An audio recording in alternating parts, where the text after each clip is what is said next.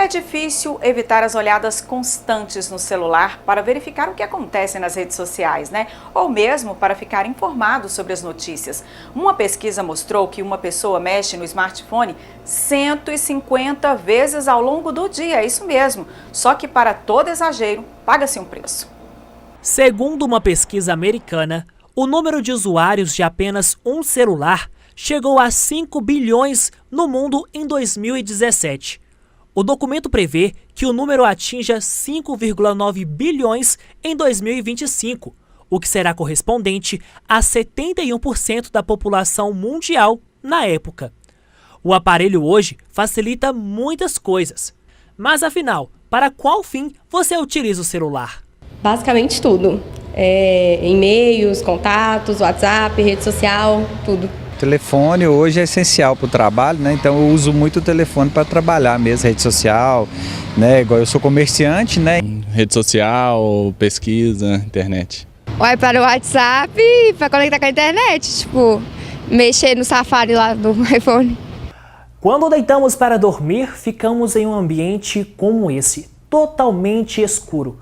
Por um descuido, o telefone vibra. Nós pegamos, checamos a notificação e a partir de então ficamos horas e horas com o aparelho celular na mão. Essa luz azul do aparelho pode acabar trazendo muitos prejuízos para a saúde, como por exemplo, o aumento do nível de irritabilidade.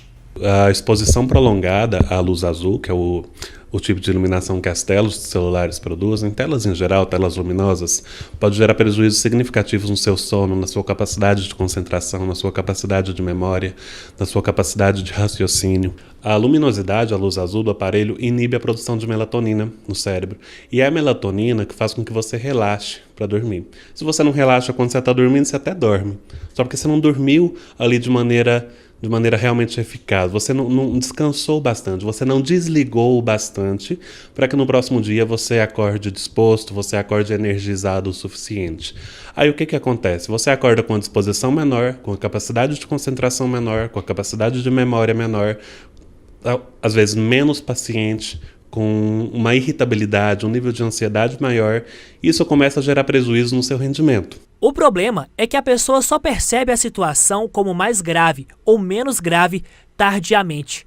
E com isso, doenças como depressão podem ser desenvolvidas. Começa a surgir ali sintomas de ansiedade, sintomas de depressão, a pessoa começa a se cobrar, começa a se sentir improdutiva, começa a se sentir menos capaz. Estou falando aqui de alguns casos um pouco mais extremos. E não é por acaso, exatamente por essas razões, que o uso excessivo de aparelhos eletrônicos está associado a maiores índices de depressão e transtornos de ansiedade. O ideal é estar atento ao uso do celular. Medidas simples, como restringir o tempo do uso do aparelho, pode ajudar a você ter uma vida saudável. O primeiro passo é ficar consciente da quantidade de tempo que você está ficando no aparelho telefônico. O que eu observo aqui na clínica e com as pessoas que eu converso é que as pessoas raramente têm essa consciência. Você pergunta, não, eu uso só um pouquinho, só dou uma olhadinha no WhatsApp, só dou uma olhadinha no Instagram, só porque quando você monitora de fato, já vi casos de pessoas passarem 9, 10 horas por dia no aparelho telefônico e quando foi questionado antes da gente fazer o monitoramento, não é no máximo umas 2 horas que eu fico. As pessoas se assustam quando a gente faz esse monitoramento. A segunda coisa seria se perguntar por quê. O que está acontecendo que eu estou ficando tanto tempo no celular? Eu não consigo me divertir fora do celular? Eu não consigo interagir fora do celular? O celular ele me distrai de alguma dificuldade, de alguma emoção difícil, de algum tipo de estresse? Enfim, essas são apenas algumas possibilidades, existem várias. Então se perguntar por que eu estou passando tanto tempo no celular.